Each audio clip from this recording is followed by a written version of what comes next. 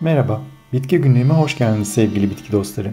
Bitkilerin dünyasına yaptığımız bu yolculukta her gün yeni bitkilerle tanışabilir, onların pek fazla bilinmeyen hikayelerini benden dinleyebilirsiniz. Dilerseniz hemen yeni bir bitkiyle daha tanışalım. Kakule ya da Latince adıyla Eleutheria cardamomum, zencefilgiller yani Zinciberaceae ailesinden monospesifik yani kendi cinsinin tek üyesi olan aromatik çok yıllık otsu bir bitki türüdür. Birkaç da varyetesi bulunan bu türün adı, anavatanı Güney Hindistan'da kakuleye verilen Eleutheria adından türetilmiştir. Soyadı ise Yunan dilinde aromatik tohumlar için kullanılan kardamomum sözcüğünden alıntılanmıştır. Kakule ayrıca yeşil kakule ya da gerçek kakule gibi isimlerle de anılıyor. Çünkü tadı ona göre daha acımsı olan kara kakule yani Amomum subulatum, Afrika kakulesi denen Aframomum melegueta ya da Hint kakulesi denen Alpinia türleri de genellikle kakule olarak tanınır. Kakule, Hindistan'ın güneyi, Sri Lanka ve genel olarak Güneydoğu Asya'nın gölgeli tropikal dağ ormanlarında doğal halde yetişir. Tropik ve nemli iklimlere özgü olan bitki 20 ile 35 derece arasındaki sıcaklıklara ve yüksek nemliliğe ihtiyaç duyar. Bitki antik çağlardan beri tanınan bir bitkidir. Çünkü antik Yunan ve Roma döneminde Arap tüccarlar tarafından Avrupa'ya getirilmiştir. Bilimsel literatüre Carl Linnaeus tarafından dahil edildikten sonra İngiliz hekim ve doğa bilimci William George Mathen tarafından isimlendirilmiştir. Çocukluğumdan beri hatırladığım kadarıyla mutfağımıza hiç girmemiş bir baharat olan kakuleyi 20'li yaşlarımda tanıdım. Bitkisinin neye benzediği konusunda hiçbir fikrim yoktu. Ama baskın kokusu ve tadından ötürü damak tadıma pek de hitap etmediğini düşünmüştüm. Sonradan öğrendiğim kadarıyla kakule, zencefilgillere özgü, uzun mızrak biçimli koyu yeşil yapraklara, mor, beyaz ve yeşil renkli orkide benzeri güzel çiçeklere sahip bir bitkiydi. Bitki çiçeklerini muson yağmurlarından sonra yani yaz sonu ile ilkbahar başı gibi sergiler.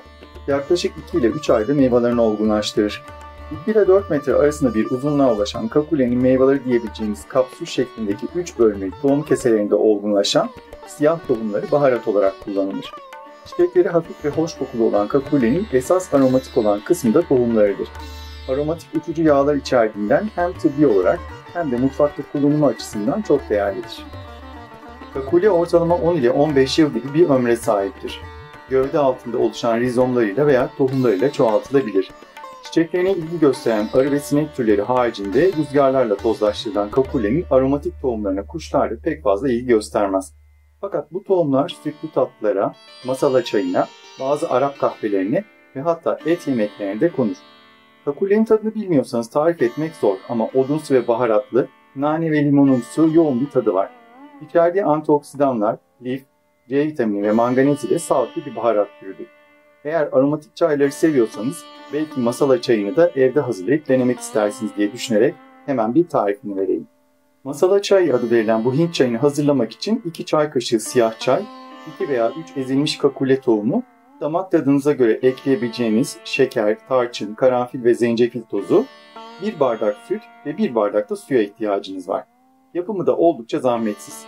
Tüm malzemeleri kaynatıp süzgeçten geçirdikten sonra çayınız hazır oluyor. Siyah çay tiryakilerin uzak durmasını tavsiye edebilirim. Keza sonradan pek alışık olmadığınız bu çayın tadı yüzünden bana kızmanızı istemem. Fakat bu çayın Hindistan'da adeta su gibi günün her anında hem sıcak hem de buzlu olarak da tüketilebilen bir içecek olduğunu da bilin isterim. Kakule sindirimi kolaylaştıran, ağız kokusunu gideren ve antiseptik özellikleri olduğundan Ayurveda alternatif sağlık sistemine göre de dengeleyici bir gıda olarak kabul edilir. Çeşitli dünya mutfaklarında yaygın kullanılmasının haricinde kakule sadece yiyecekleri değil, sabun ve parfümleri de kokulandırmak için kullanılabilir. Kakule tropikal iklim bahçelerinde süs amaçlı olarak da yetiştirilir. Yayılıcı kök sistemi nedeniyle büyük saksılarda yetiştirilebilir. Bitkinin tohumları kurutulmadan ekilir ve tohumlar ortalama birkaç ay içinde çimlenir. Fakat rizomlardan çoğaltma daha hızlı ve güvenilir bir yöntemdir. Kakule organik maddece zengin ve drenajı iyi toprakları sever. Doğrudan güneş altında kuruma eğilimi gösterir. Düzenli sulanmalı ve kökleri su içinde bırakılmamalıdır. Don görülen bölgelerde dışarıda yetiştirilmesi imkansızdır. Hindistan'da Mysore ve Malabar adlı kültivarları oldukça şöhretlidir. Baharat olarak satın alınacaksa Hindistan hükümeti tarafından 1987 yılında kurulan Baharat Kurumu onayı aranması önerilir. Hindistan'da kakule ve karabiber üretiminin kalbi sayılan Kerala bölgesinde bulunan kurum, kısaca Hindistan kökenli kakule, biber, zencefil, zerdeçal ve kimyon gibi baharatların standartlara uygunluğunu test edip onaylar. Hindistan'da ayrıca yeni kakule varyeteleri üretmek için bir de Hint Kakule Araştırmaları Enstitüsü olduğunu ben de bu videoyu hazırlarken öğrendim. Hint ana vatanında adeta el üstünde tutulan bir bitki olduğunu söyleyebiliriz. Kakulenin başta üreticisi olan ülkeler üretim hacmine göre Hindistan, Sri Lanka, Guatemala ve Tanzanya'dır. Hindistan yılda yaklaşık 25 bin ton kakule üretir. Fakat Guatemala ise kakulenin dünyadaki en büyük ihracatçısıdır. Kakule genel olarak aşk, bolluk, damak tadı ve içsel aydınlanma gibi kavramları temsil eder. Arap kültüründe kakuleli kahve misafirperverlik sembolüdür. Hint kültüründe ise kakule tanrılara sunulmak üzere hazırlanan özel tatlılara bile eklenir. Kakule özellikle aşk ve baştan çıkarma büyülerinde tılsımlara konur. Zihni açma ve kötü enerjilerden arınma temalı ritüellerde tutsu olarak yakılır. Rüya tabirlerine göre rüyada kakule görmek, sürpriz haber ve misafir geleceği şeklinde yorumlanır. Ayrıca bereketli zamanların başlangıcına işaret eder. Kakule iletişim ve zihin açıklığı kavramlarıyla olan ilişkisi nedeniyle Merkür gezegeniyle bağlantılıdır. Aynı zamanda ikizler ve başak burçlarının şanslı bitkilerindendir. Gelelim kakulenin mitolojik hikayesine. Çok tanrılı Hindu inanışının kutsal üçleme olarak bilinen ve özellikle saygı duyulup önem verilen 3 tanrısı vardır. Kısaca Brahma yaratıcı, Vishnu koruyucu, Shiva ise yok edici ya da dönüştürücü tanrı figürü olarak görülür. Bu hikayede Vishnu önemli bir rol oynar. Güney Hindistan'ın Batı Gat Dağları'nın eteklerinde, yoğun ormanların içinde Veda Amma adında yaşlı bir bilge kadın yaşardı. Her gün ormanda şifalı otlar toplar, bunlarla köy halkına ilaçlar yapardı. Bir gün Tanrı Vishnu yeryüzüne insan kılığında iner. Amacı insanların cömertliğini ve bilgeliğini sınamaktır. Vishnu yorgun ve susuz kalmış bir yolcu kılığına girip Veda Amma'nın kulübesine gelir. Yaşlı kadın hiçbir tereddüt göstermeden konuğuna sıcak süt hazırlar. Sütün içine en sevdiği ve nadir bulunan bir baharat olan kakuleyi de ekler. Veda Amma'ya göre kakule kalpten gelen sıcaklığın simgesidir. Tanrı Vishnu ikram edilen kakule sütü içerken kadının iyi niyetli bir insan olduğunu anlar ve ona gerçek formunu gösterir. Sen kakulenin sırrını biliyorsun der. O sadece ağız tadını değil, insan kalbini de güzelleştirir. Vishnu bu misafirperver bilge kadına baharatların sırlarını fısıldar ve kakule o günden sonra tanrılara adaklarda ve kutsal içeceklerde kullanılmaya başlanır. İnsanlık böylece Veda Amma sayesinde birçok baharatın ne işe yaradığını, hangi hastalıklara iyi geldiğini öğrenir. Kakule ile ilgili Güney Hindistan kökenli güzel bir öykü daha var. Bitki günlüğümü özellikle bitkilerin öykülerini dinlemek için takip edenler, anlattığım bazı bitkilerin öykülerinin olmadığını üzülenler olduğunun farkındayım. O halde bu öyküyü de bu öykü sever bitki dostlarıma armağan edeyim. Çok eskiden Güney Hindistan'ın Kerala ormanlarında yaşayan küçük bir kabile varmış.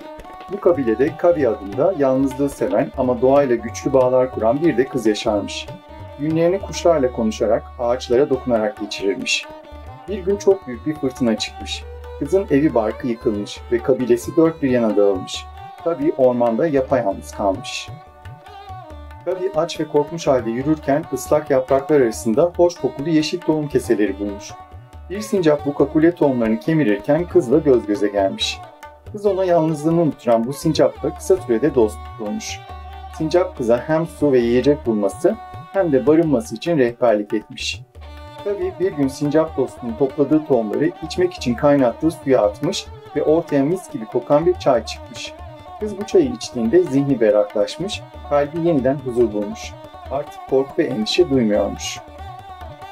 Geceleyin rüyasında ormanın ruhu Kavi'ye görünmüş ve "Bu bitki benim nefesimdir" demiş. "Onunla hazırladığın çayı tüketmek seni bizden biri yapar. Artık sakın korkma ve kendini evinde hisset."